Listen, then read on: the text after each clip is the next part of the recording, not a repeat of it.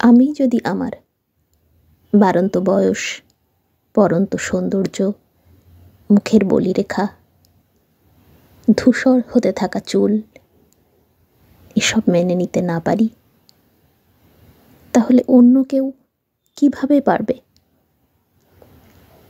ভালো থাকতে হলে সবার আগে আয়নার ওপাশের মানুষটিকে মেনে নিতে শিখতে হয়। নিজেকে ভালোবাসা আর ভালো রাখা দুটোই নিজের দায়িত্ব। জীবন ছোট, এমন মানুষদের সাথে কাটান যারা আপনার সাথে সুন্দর ব্যবহার করে, যারা আপনাকে হাসায় এবং আপনাকে শান্তি দেয়। প্রচলিত স্কুলের শিক্ষা ধনী হওয়ার পথে অন্তরায়। এমনকি স্কুলে যে শিক্ষকদের সংস্পর্শে শিক্ষার্থীরা বড় হয়ে ওঠে, তারা অনেক সময় দরিদ্র বা সংকীর্ণ মানসিকতার হয়ে থাকেন। রবার্ট কিওসাকি বিশ্ববিখ্যাত বই রিচ ড্যাড পুয়ার ড্যাডের লেখক। তার এই মন্তব্য প্রথমে কঠিন মনে হতে পারে, তবে বাস্তবতার আলোকে এর সত্যতা আছে বৈকি। তার মতে, স্কুলে সফলতার জন্য প্রয়োজনীয় কোনো দক্ষতা শেখানো হয় না, বরং ভুল করলেই শাস্তি পেতে হয়। এটি শিশুদের ছোটবেলা থেকেই ঝুঁকি নিতে ভয় পাইয়ে দেয়। স্কুলের মূল লক্ষ্য হয়ে দাঁড়ায় ঝুঁকিমুক্ত একটি চাকরি জোগাড় করা। শিক্ষকরাও প্রায়শই একই মানসিকতা পোষণ করেন।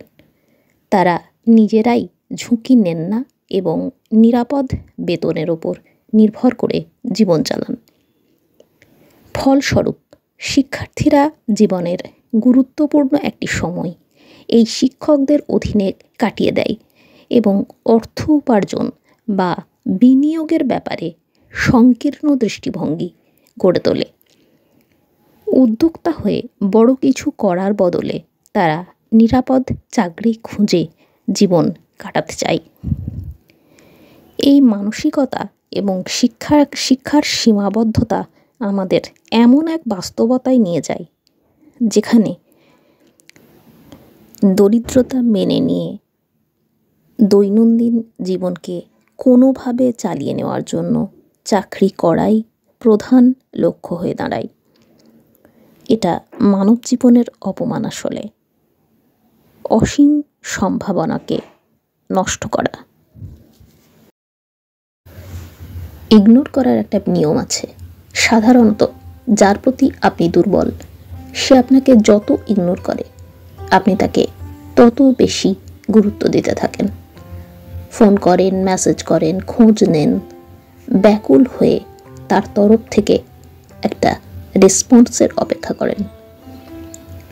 কিন্তু সে ততদিনে বুঝে যায়, এ মানুষকে ইগনোর করলেও এ আমার কাছেই ফিরে ফিরে আসবে, এর আর কোথাও যাওয়ার নেই।